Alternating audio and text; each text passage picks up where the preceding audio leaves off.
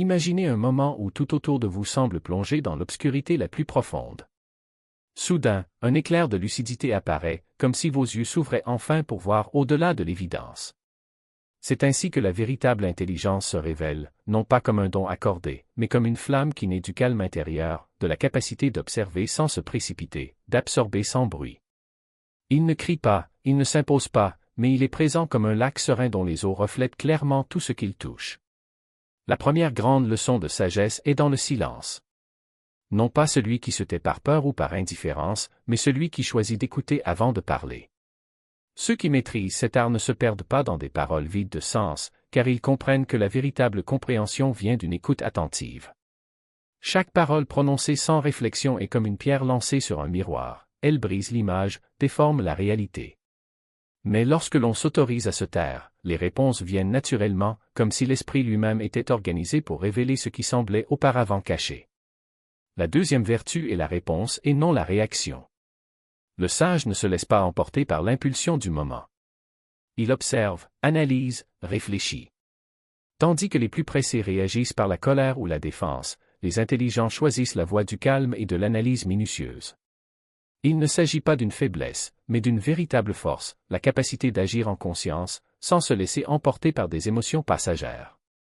Un jugement hâtif est comme des sables mouvants, plus vous luttez, plus vous vous enfoncez profondément. Mais celui qui attend, celui qui évalue avec sérénité, trouve un terrain solide pour avancer. La troisième clé est de voir au-delà des apparences. Le monde nous bombarde d'illusions, de masques qui cachent la vérité.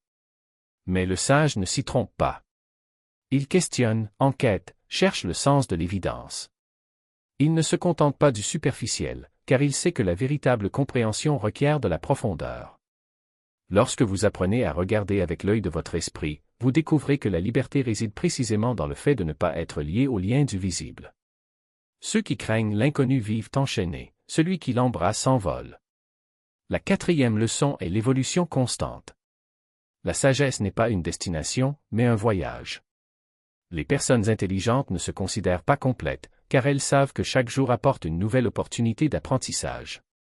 Tandis que les ignorants s'accrochent à ce qu'ils savent déjà, les sages s'ouvrent au nouveau, au changement, aux leçons que la vie offre. Chaque expérience, bonne ou mauvaise, est un élément constitutif d'un esprit plus fort. La douleur enseigne autant que la joie, et ceux qui savent extraire la sagesse des deux sont ceux qui grandissent vraiment. Enfin, la cinquième leçon, peut-être la plus puissante, vivre à la légère. L'intelligence ne se mesure pas au sérieux avec lequel nous abordons la vie, mais à la capacité de la considérer comme une grande aventure. Le sage ne porte pas le poids du monde sur ses épaules, mais il danse avec lui. Ne vous attardez pas sur le passé, ne craignez pas l'avenir, mais vivez le présent avec intensité. Tandis que les insensés se perdent dans les soucis, les intelligents savourent chaque instant, car ils comprennent que la vie est un cadeau et c'est à nous de décider comment en tirer le meilleur parti. La vraie sagesse ne consiste pas à accumuler des connaissances, mais à les transformer en action. Il ne s'agit pas de parler, mais d'écouter. Il ne s'agit pas de réagir, mais de répondre. Il ne s'agit pas de voir, mais de comprendre. Et surtout, il ne s'agit pas de vivre de manière rigide, mais de vivre avec fluidité. Lorsque vous vous éveillez à ces vérités, quelque chose de magique se produit, les ténèbres se dissipent et la lumière de la compréhension illumine le chemin. Et puis, vous réalisez que la sagesse a toujours été en vous, il vous suffisait d'apprendre à la voir.